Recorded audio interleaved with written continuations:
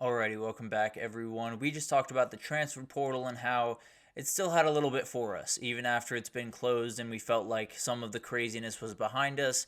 There were still a couple of ers and ahs to throw in there late, so I wanted to break those down for you guys. But now let's get into the playoff. And we have gotten into a couple of different hypothetical scenarios, but this one is a little bit more concrete, gives you a post spring look at things. And this came from Dennis Dodd. He had a top 25 post spring ranking, which I will be coming out with. I promise I'm not just going to steal his. I do think I just want to take a little bit more time to figure out where I want everyone slotted and everything. So likely we'll be coming out on Tuesday of next week, maybe on Wednesday. We'll see what happens there. But for the time being, I do want to use his because it makes things a little bit easier on myself for the time being. But let's get into, first of all, what these playoff seeds will be. And the big thing here is you have to figure out who's going to win the conference, which is a very, very tough thing to do, obviously. And there's obviously some wrinkles that are thrown into this. One of the things, you have the four up top. Those are the four conference champions. Georgia winning the SEC, Ohio State winning the Big Ten, Utah winning the Big 12, and Clemson winning the ACC. Those are all the teams that are favored to win those conferences as of right now, so it makes sense. But one of the very interesting things from this was in the rankings, he had LSU at number 10. And LSU, obviously, as you can see, is not in the 12-team field. That's because Utah, Clemson, and Boise State were ranked below them, but they got to get in. So that's part of what this, auto bid format is going to look like, where you're going to have some teams that are in the top 10 or sitting at number 10 and get jumped by a couple other teams that might not be better, but they got to get in somehow. So that's another reason why I've always been in favor of no auto bids, but that's kind of a hard sell I've found in the college football world right now. But at the end of the day, it does add a little bit interesting of a dynamic here. Michigan was also 12, but didn't make the cut, so there's definitely some things. There's some ers and ahs that are going to happen that are going to make some fan bases a little upset. So if you're looking at your team, if you're an LSU fan, for example, and you're looking at your team and they're sitting at number 10 towards the end of the year, don't feel quite as comfortable as you might think you might want to feel. But let's get into what this would kind of look like in practice and what these matchups would look like. So the first round is pretty awesome. I got to be totally honest with you. Oregon versus Boise State. This would be great.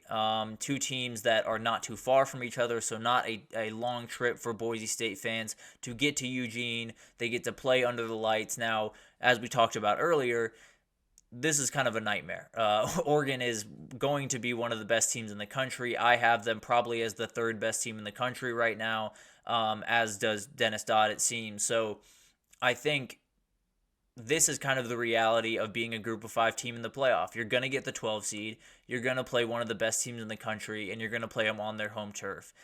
And that's going to spell for a lot of really, really tough things for the group of five teams. But we'll get into that more and more as we kind of go down the barrel of what a group of five playoff would look like. But sticking with this one, you have Texas against Penn State. This is an awesome matchup for so many reasons because this is not a matchup we've seen very often. It's a matchup I've never seen. So it's something that I absolutely am going to love about this new future where you get to see Texas against Penn State. You get to see Michigan against Tennessee. All these games that you wouldn't even, dream of watching, you now get a chance to see, which is very, very cool and definitely a cool addition to this. And then you have Alabama against Notre Dame. Two classic programs, two of the most classic programs, two of the blue bloods in this game, and they're playing in Bryant-Denny Stadium. It's about as good as it gets in college football, so that would just be incredible to watch. That would definitely be something that appointment television is the best way to put it. And then you have Ole Miss against Missouri.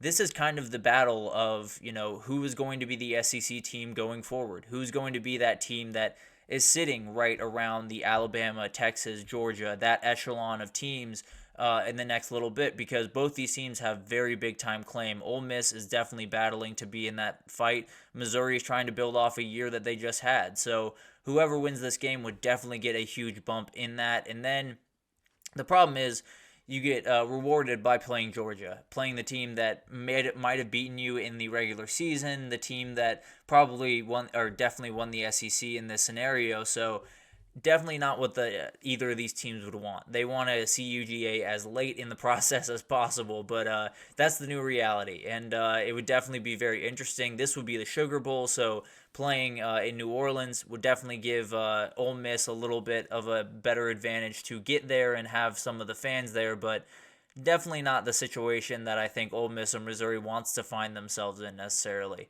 But then you have Ohio State against Alabama or Notre Dame. It goes back to the Alabama and Notre Dame conversation. Two classic programs at the Rose Bowl as the host for this. It would just be incredible. It would be one of the coolest things. The spectacle of that would just be off the charts awesome. So that's another incredible matchup. Then you get the Fiesta Bowl with Utah and then Texas or Penn State, whoever comes out there. This would be a very interesting, weird matchup. There's another one that we haven't seen very often that we'd absolutely love to see, and you're going to get it a little bit more in this 12-team playoff. So this would be a great, fun matchup. Texas is getting a lot of these, interesting, weird matchups of teams they usually wouldn't play. So that's definitely going to be very interesting. And then you have Clemson against Oregon or Boise State. I've said it's probably going to be Oregon, but let's just say it's Oregon, and it's Dan Lanning, trying to be coronated into the next part of his career and be one of the best coaches in the country and play with the big boys. Or is it Dabo getting back to where he should be at the top of the rung and being the guy? Or is it, the Cinderella that we talked about, the unlikely Cinderella of Boise State making some noise? So a ton going into that game. That would be a Peach Bowl, which gives Clemson a huge advantage over these other two teams that are out in the Pacific Northwest. But at the end of the day, this would be a very fun game. And another one we don't see very often, Oregon and Clemson. I couldn't tell you the last time they faced off. But let's get into the semifinals of this, and it kind of goes the way that you would think it would go, right? When we look at the new reality of college football, the SEC and the Big Ten are the teams, and I think it's fair to say that the four teams that are playing in the two teams in Indy and the two teams in Atlanta at the end of the year are the four best teams in the country. Now, obviously, some things can happen to make that not the case. Florida State could be a fantastic team.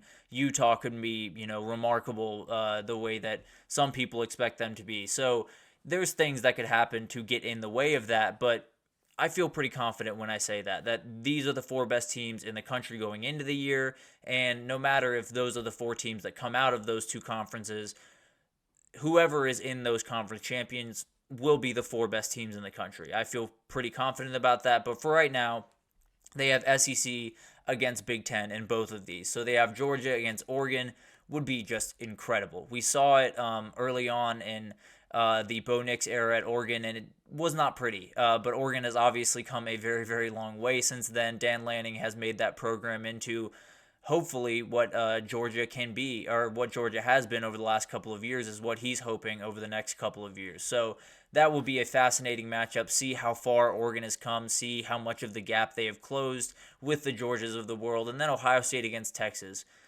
It's as good as it gets. I've said that 10 different times in this segment, but man, these matchups are just going to be incredible. If you get Ohio State and Texas in Jerry World, it's going to be incredible. It's going to be two fan bases that are crazy, that a lot of people hate, that no one who is not a fan of either of these teams, they're not going to know who to root for.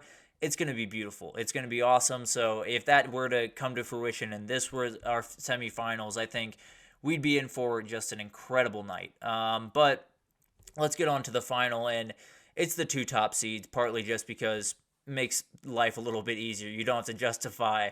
You just say, those are the two teams that set themselves up the best. So Georgia and Ohio State, they're the two best teams in the country. I think everyone feels pretty confident when they say that. I think there's no real question about that at this very moment. Now, Oregon and Texas are not too far behind, but those teams are setting the pace. And I think this could be a scenario where you're looking at a championship that you could see a lot over the next little bit. And I know this is a 12-team playoff, so that makes things a little bit murkier. But I do see a reality where Ohio State and Georgia are teams that have a Clemson and Bama type rivalry, and not, every single year as it was in the 4-team playoff. But I could see them facing off for the big time trophy multiple times over the next decade. And that would be incredible. That would be remarkable television. I think it would make Ryan Day obviously be, one of the best coaches in the country and be rivaling the guy that he would be facing off against in Kirby Smart. So it would be fascinating to watch. These are the teams that, if I had to make a pick for a national title, that would be my pick, although it's a little bit of a bland pick, but we're well down the road from that. I'm not going to get into predictions until probably around August, but at the end of the day, this would be incredible. I think it would be a Clemson and Bama level title game. I think it would be an absolute classic, and this postseason is going to be interesting. We're going to get tons of really cool games. We're going to get tons of games you've never seen before, tons of games that you used to see, but now they're in different conferences, but you get to see them again on the same field. So there's going to be incredible things that come from this sport. Obviously, this was all a hypothetical, so it'll be interesting to see how all of this develops, but at the end of the day, when you look around college football and you look at what the 12-team playoff is going to be, there's negatives, and I've been pretty firm in the thought that they jumped the shark when they went past 6. But at the end of the day, we're at 12, and when you look at some of these games, it's hard not to be excited. It's hard not to get into the excitement about this new era of college football. So I'm on board, and I'll do these hypotheticals as many times as I need to, because talking about some of these games is just incredible, because the games are just going to be off the walls awesome. So it's going to be crazy year. It's going to be all over the place, and it's going to be bumpy for some teams. Some teams are not going to meet expectations. Some teams are going to over-deliver. It's going to be a weird year, but at the end of it, I feel very confident we are going to get multiple really, really classic games in that playoff, whether it's from a historical perspective or just the game on the field. I think we're going to get some games that are going to make everyone become a college football fan for the night. So it'll be fascinating to watch all of this. Finally, I do want to do some light housekeeping, give some announcements here. One, just a minor announcement, more for me than it is for you, to be totally honest, but we are moving to 5 segments a day instead of 4, so it will be a little bit shorter, a little bit less of me rambling on, so that'll definitely be nice for you all. But also, along with that, because we're adding more segments, I do want to do more fan-driven content. I do want to do more answering questions you have about the postseason, maybe predictions you have going into the next season, whatever it is. I just want to be able to include you guys more, maybe have a segment where I can flash up a question on the screen and answer it, or flash up a prediction on the screen and react to it. So I think it'd be a very, very cool way to get you guys more involved in the show, and definitely make the show more interactive and more fun for us all. But definitely leave a comment on here if you want to do that. If you have any questions that you'd like me to answer, if you have any, gripes with me that you want me to address, I'm more than happy to do that as well. So I think it's going to be a great new era of this show, and I'd love for you guys to be a big time part of it. So definitely leave any questions in the comments as you have them. But that'll do it for this edition of the GSMC College Football Podcast, presented by the GSMC Sports Network. Your support means a lot to us, so please remember to subscribe to the show, leave a positive review. It does make a huge difference. Also, follow us on Facebook, Twitter, TikTok, Instagram, all of the social pages for all of the content and updates you could possibly need across every sport you could possibly need. We have incredible people doing incredible work across every single sport. So definitely tune in to GSMC if you need anything in the world of sports. But thank you once again for listening, and I will see you guys on Monday.